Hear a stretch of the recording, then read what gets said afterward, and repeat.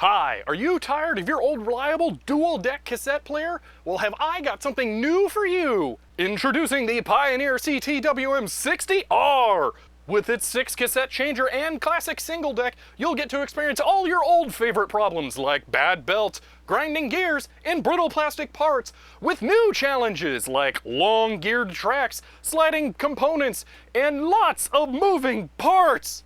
But if you act now, we'll throw in a free partial disassembly by the former owner to troubleshoot a problem you do not know the origin of. Scratch your head and wonder as you try and figure out just what they were thinking. So if you want to secure your Pioneer CTWM60R, pick up the phone and call now.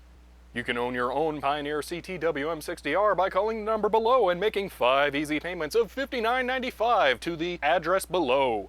Orders placed in the next 30 minutes will receive a free bad cassette that has unknown issues that cause the sound to drift in and out. This is a limited time offer not available in stores, so act fast if you want yours today. So as I'm sure you've guessed by now, this is a Pioneer CTWM60R. But what is that really? Well, it is a 6-cassette changer. This door folds down and a tray slides out that allows you to put 6 cassettes in it. Now, it is not working, and I knew that going into it. I found this at a thrift store in a partially disassembled state, so I knew I was going to be in for a lot of headache here. But I have taken a look at this, and I've somewhat diagnosed what the problem is. So let's take a look at everything we've got going on here. And before we really dive into it, let me go ahead and show you how this works, because it's really cool. All right, so I've carefully positioned this so it'll actually work for this shot. So here's how this is meant to function. You turn it on. A couple motors are going to move around inside, but I have it set up to where it'll just work right now. You open the tray, and you have all of your cassette slots. So you can take your cassette, slide it in here, close the tray, and you're ready to let it grab it and play it. But I'm definitely going to get that out of there right now. And the thing responsible for grabbing the cassette is where the problems are. So I mentioned that the former owner of this partially disassembled it, and this is what they were working on, or at least attempting to work on. So let me pull this out of the way. This should be held in with screws, but it wasn't when I got it. And with that moved, we can see this. Now, this is the mechanism that will hold on to the cassettes. Now, back in here, we can actually see the trays that the cassettes will be slid into. There is a mechanism here that will hold the cassette when it pulls it out. So this works by moving along a track and grabbing a cassette, pulling it all the way over, and this is the actual cassette player over here. So it's pretty complicated. There's a lot of moving parts in here, and I think this geared track is ultimately what the problem is, but we'll get to that in a moment. Let me turn this on, and you can see where it has a problem.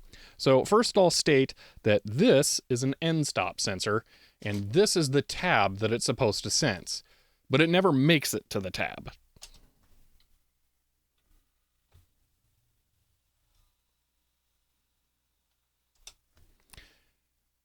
Oh, it's going to make a liar out of me. That looked like it worked.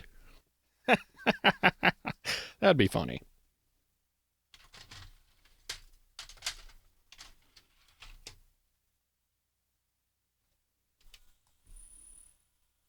Yeah, that's more what I was expecting. Welcome to the wonderful world of tape players. Okay, so the problem here is that the cassette carrier is not properly moving along this rail. So the former owner had done something, I don't know what they were thinking, and they had misaligned this, so it wasn't able to move at all. Now, I only had to take out 2 screws like this and push it back on there to get it in place, but it seems like some permanent damage may have been done already. The cassette carriage is held in place with a little lip that pokes up on this white piece and a groove that holds onto it and this black piece. When I first got this groove was in the wrong position over on the front, so this gear wasn't able to get onto the teeth that it's able to move against.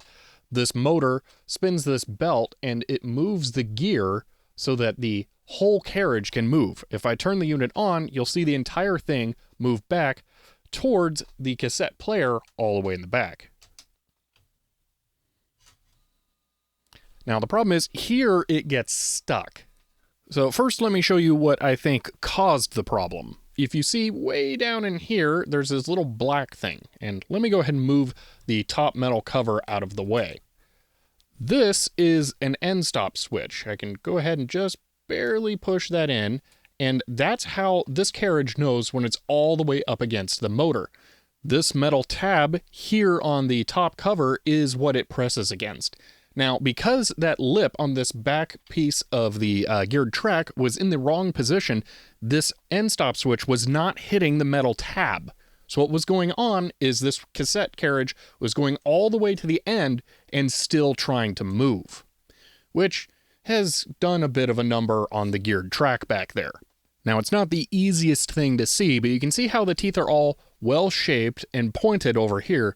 But in this area, they have little bits going off to the left. Now, I'm pretty sure the end stop was getting over here, trying to spin the gear and just skipping on the teeth over here, slowly damaging them.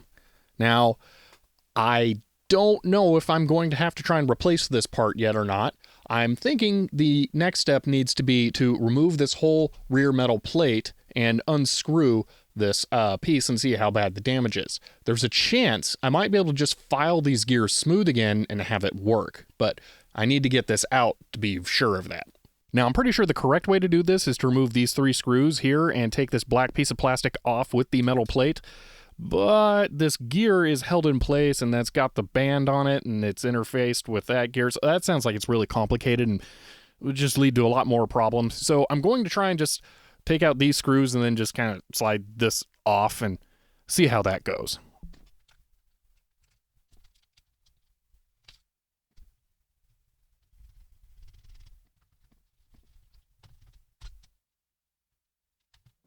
Actually, that really wasn't too bad. I'm pretty sure I don't need to take this off. We can see everything we need to see here, but it is very difficult to see because of all the plastic being the exact same color. But if I push this down in here, you can see the edge of that tooth is very clean. It's a flat line. But if I go over here, these ones have a little bump in them. And I'm pretty sure that's where the gear was slipping and it pulled some of the plastic down. Now, if you can kind of pay attention to where those were, you can see there's some little marks here. And it's just not looking tremendous. So I'm going to see if I can take a file and just kind of pull out in there and get those a little bit smoother to see if the gear can track on those still. There's a lot of tooth there and it's not worn out that badly. I think it's pulled some plastic down from the top into the valley and the tooth of the gear isn't able to fit all the way down in there, causing it to skip now. So I think once that bit of extra plastic down in there is removed, it should work fine.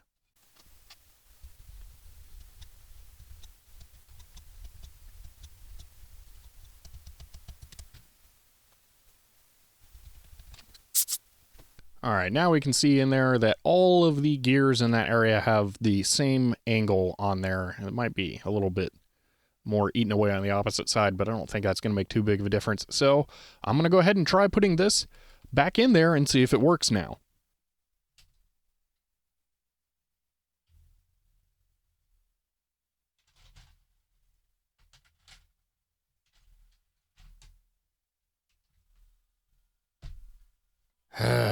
That sucks. Could be a bad belt still because the whole mechanism is pulled by that belt in there. Let me see how that thing's looking. So that belt really isn't feeling all that bad. Matter of fact, I could believe that the former owner here might have replaced this in hopes that that could be the problem, because that's still got plenty of spring left in it, and it's in fine shape, so I don't think that's it. Which unfortunately means that it's looking like it might be the worm gear here interfacing with the tooth gear. So I got to take that whole thing off, which means I probably should just remove this and see where I can go from there. So let's try that now.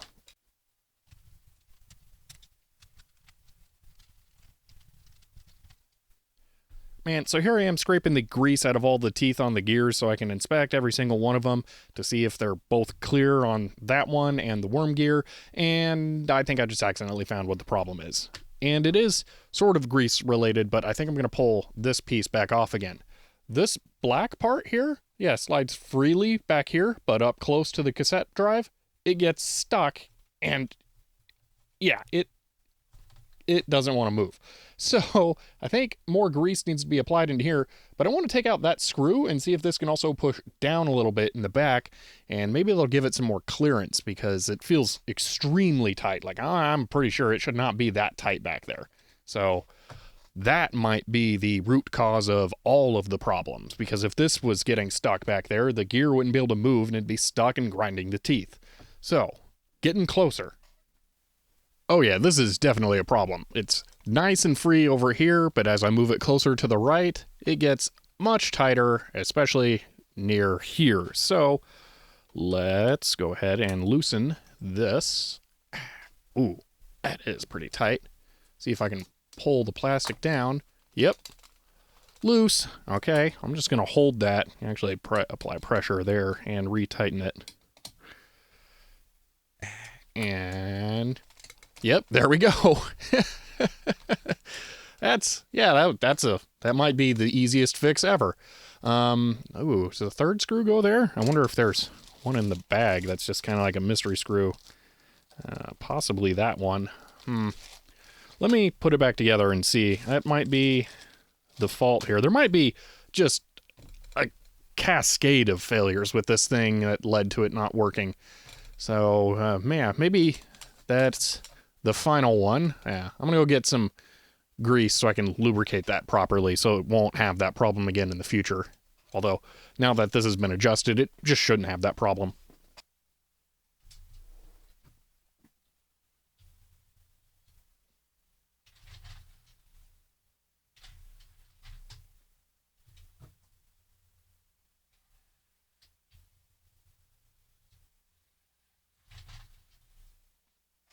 Okay, it's getting closer, but it did not pull out the cassette. So, what's going on there? Now, I found... Oh, okay, so that just moves like that. But this one... Oh, okay. Huh, alright. I was trying to figure out how it pulls out the cassettes into the mechanism, and I couldn't see it. I don't know how it does it. When this tray is towards the back, these don't just move out. There's something else to it. So I couldn't identify how exactly the carrier moves out the cassettes. Now I'm hoping that I'm not missing parts, but I don't know. For all I know, I really could be, because I don't see what mechanism physically pulls the cassettes out. There's no additional motor. I would think there would be two motors, but I didn't see one. So, maybe it has some kind of sensors below? I don't know, because how... That's the part that seems weird to me. Maybe if I push 2. 2, okay. It's going over. It went too far. So... Huh. It went too far over. At least everything's moving now. I mean, that's an upgrade. Alright, let me put this in 6.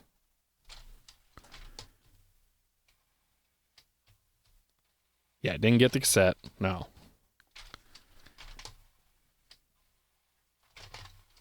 This thing sucks so much. Okay, this time it's working, so maybe it was locked in somehow, but you push on this little nub and then the cassette slides back, all right? So that's all that it needs to do it. Now I'm going to turn this thing on. It's going to go through its whole little routine here, all right? I want to put a cassette in tray 1. And I'm going to tell it to grab it. Now, here's the thing. I'm pretty sure right there it should be doing something to grab it. But it doesn't do anything. Maybe, I don't know, because there's nothing that hangs down that low. You can see it comes all the way over. Well, I mean, if it wasn't being stupid, let me turn it off and on again. All right. Yeah. Nothing reaches down. So, I'm wondering if I'm missing parts. With the cassette transport in the home position down here, we can see there's this white part that's just a little bit loose. Except that there's one problem. That isn't my cassette player. This one is mine, and it's missing. So I am thankfully in the position where I know someone who also has a CTWM60R. That one is theirs, this one is mine. So this one is mostly fully functional. I believe that deck doesn't work on it, but it has the complete part and the changing mechanism works perfectly fine there. I've watched it move, and that part is what hangs down and pushes the buttons on the cassette tray releases. So I need one of those. Oh, good. I don't have to 3D print one. This is the one with the piece. This is mine, and mine's actually just stuck in the back. Now, the problem is this metal plate. You can see here, it's there. On mine, it's been misaligned on that plastic post, and it's not going in there. So when this part gets pushed back, it gets stuck, so it doesn't pull back forward. So all I have to do is just realign that metal plate, which, I mean, I don't know what it's going to take to do that. Maybe I'll have to remove it. Yay, more fun mysteries from the former owner. But after I do that, this should hopefully finally be fixed. Who knows what the next problem I'm going to find is going to be.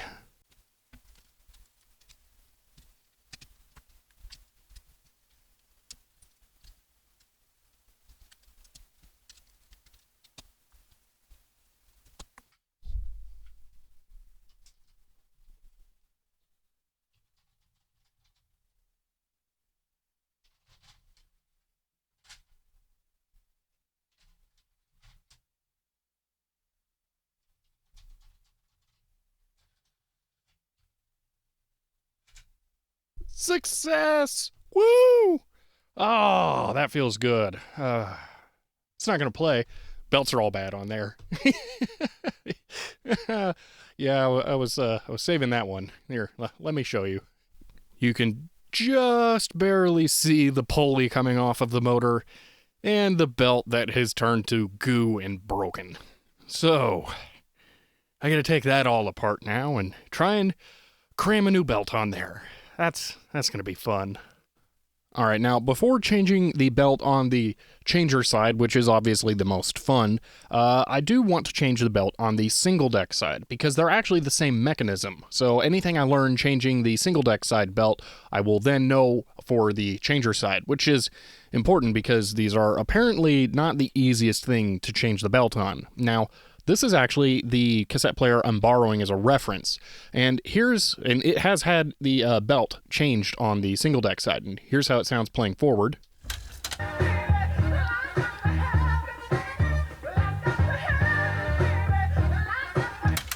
Sounds pretty good, no problems. But play it backwards.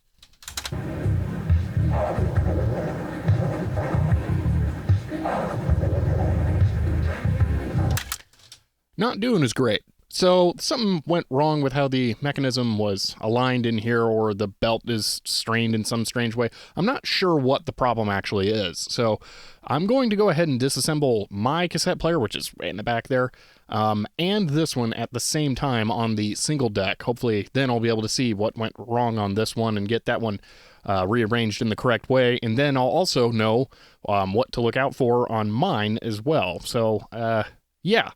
Let's go ahead and get started disassembling the single deck on both of these.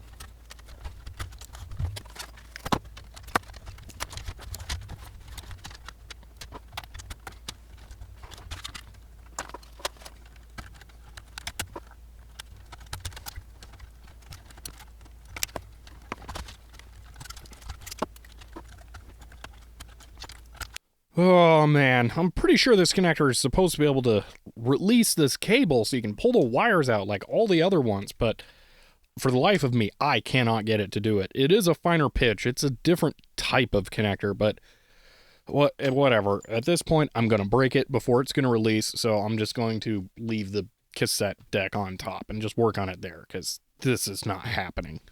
I had to disconnect so many of these awful cables, it would be very unwise for me to disassemble both of these cassette decks at once. So I'm just going to open this one up, take a look at how everything should be routed, or at least how it's routed in this one. Then I'm going to put it all back together, following how mine is set up, and see where it goes from there, because, oh, wow. This thing is not disappointing in the frustrating complexity department.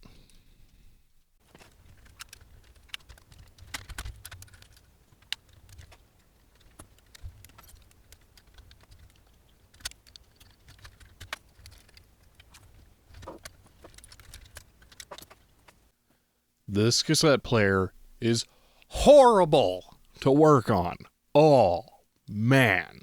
All right, so what? I don't even know where that came from. Great. That's wonderful. So you pull off that metal back. I don't even remember what I shot here because I had to take a break, walk away, try and find a schematic, which here's the exploded view from the schematic of how just wonderful the cassette deck itself is. Look at all them parts. That's just a nightmare. So, these pieces, the pulleys,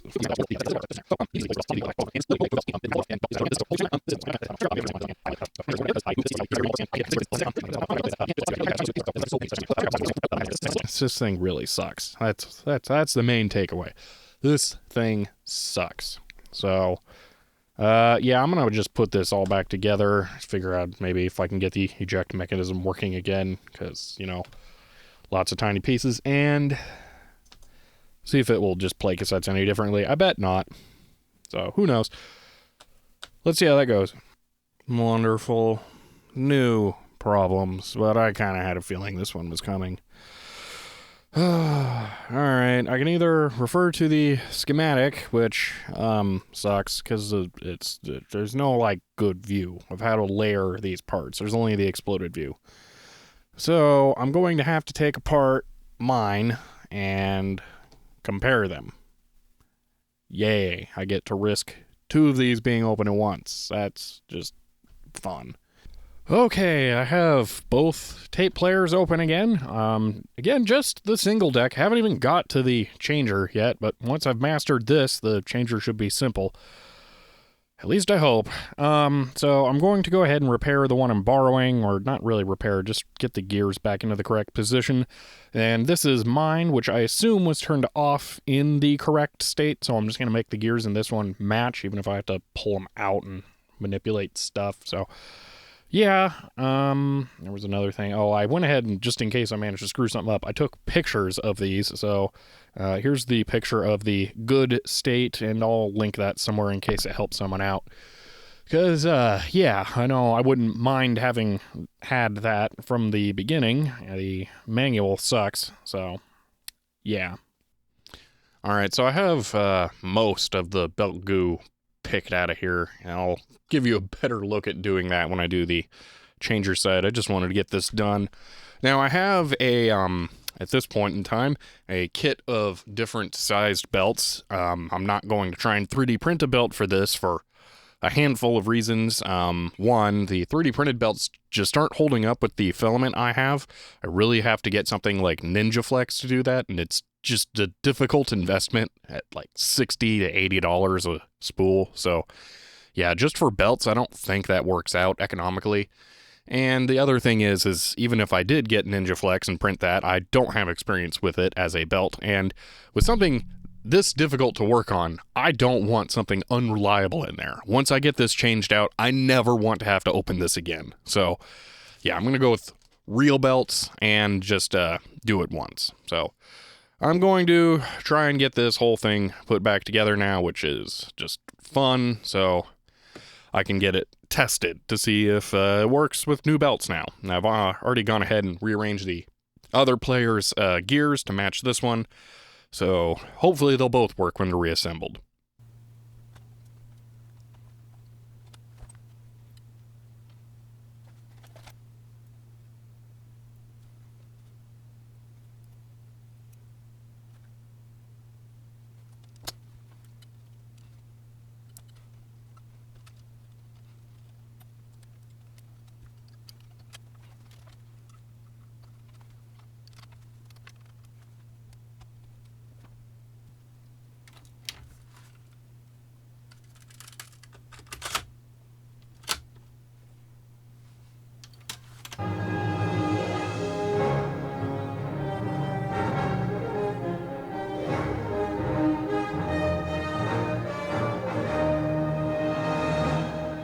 I hear it clipping just a little bit. It could be how I have it connected to my audio system. This isn't a straight feed. It's going through a mixer and some stuff, so I don't think it's the deck necessarily. But, yeah, that worked. So, cool. I just have to reassemble the other one that's just over here and then start tackling the changer deck in the back. Oh, getting close to done here now. Now, that Ford audio cassette wasn't actually the first one I tested in here. The first one I tested was this.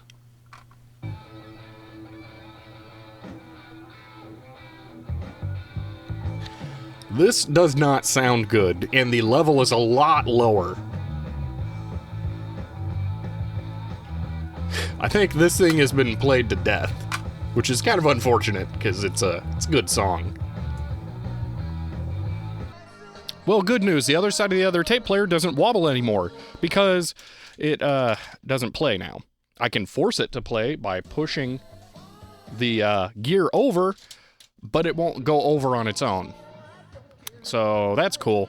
I am going to shelve this and get back to it after I finish up mine, because this isn't really the one that the video is about. This was just supposed to be for a reference, and I thought maybe I could fix it along the way, but no, these things are horrible nightmares. Okay, now for the cassette changer deck and its belts. So I went ahead and looked at the service manual for this thing, and while they make it look just so easy, it's clearly grossly undersimplified. So, yeah, they show what, one cable coming off of the whole front panel? Yeah, that's how it works. So I'm sure the 4 screws they show holding this in are just as accurate. So here's the thing. The metal shroud down here that blocks the cable that's connected the actual head of the tape deck to the board, at least I think that's what it is, has screws from underneath. So it is impossible to pull out that cassette deck correctly without removing the entire changer mechanism. So that's just wonderful design, Pioneer. Thank you for that so much. I've been trying to do this the correct way, and this is the the most straining decision I have to make in this whole thing.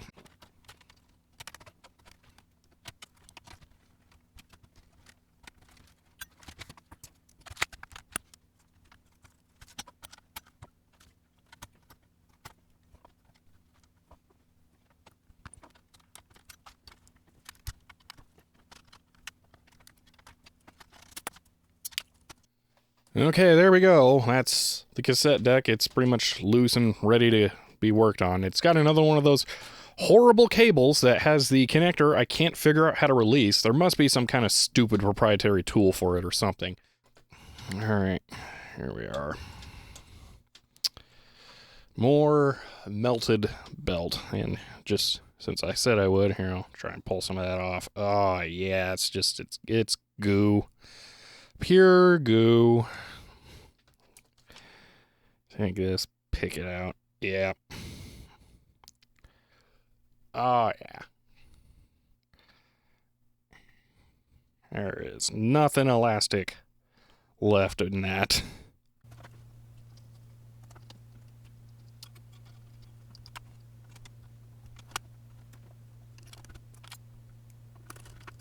Ugh, there. It's at least started. Sucks is I think about how much I had to undo to get this out, And then think about how much I have to put it all back together before I can even test that this was successful, that the belts are in there correctly. These things suck to work on. All right, there we go. The cassette deck's reconnected to the changer. Now I just need to finish screwing the changer back in. I didn't really need to have this clip in here. I just thought this shot looked kind of cool with the wire-wrapped wires going off to the side, the couple of fuses, the big ribbon cable, a motor. Just, it's got a vibe going on.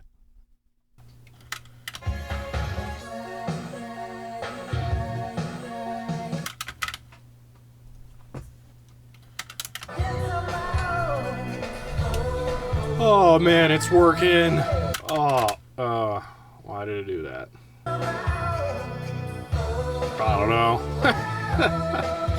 Tape players are horrible.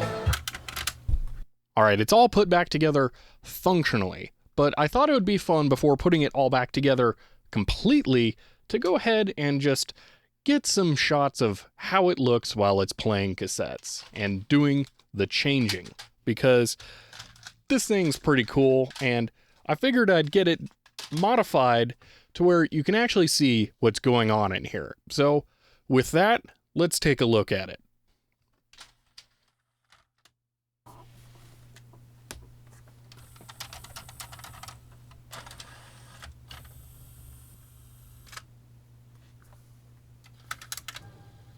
What a wonderful world.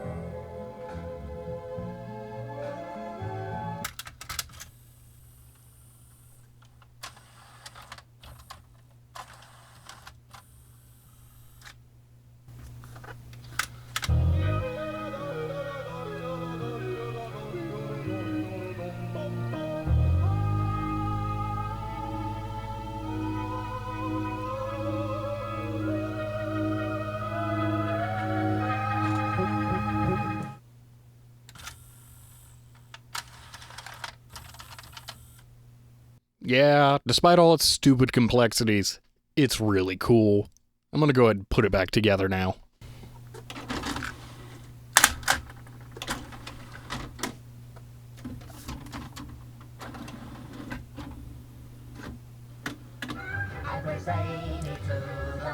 Oh, okay. It's all done. I had one more problem trying to put it back together because, oh man, it was the white cable that runs over to the carriage. Yeah, that's going bad now. So it wasn't detecting the little marks in the back piece of plastic that lets it know where it's at and which tape it's about to pull out. So frustrating. So that's pretty much it. It's wrapped up. It's fully functional, actually. I'm surprised this went a lot better than I thought, considering I bought this just as a complete basket case. Man, I'm shocked I got it all working. That's crazy. Was it worth it? Well, from a value perspective, I think I paid $3 for this, and they go for a lot on eBay. So, yeah, I got a deal in that regard, but I spent 3 days repairing this thing. So if I have to take time into account, ooh, man, I don't know. So, yeah. It was worth it, though, to save it from ending up as scrap. I mean, there's only so many of these made, and there's only so many left. So, you know, I don't like throwing this kind of thing away. But, yeah, that's pretty much it. If you guys want to support the channel, I'm on Patreon, and since they're in hot water, also mention I have a PayPal link in the About page on my channel. But for now, that's it. I hope you guys enjoyed that, and I'll see you next time.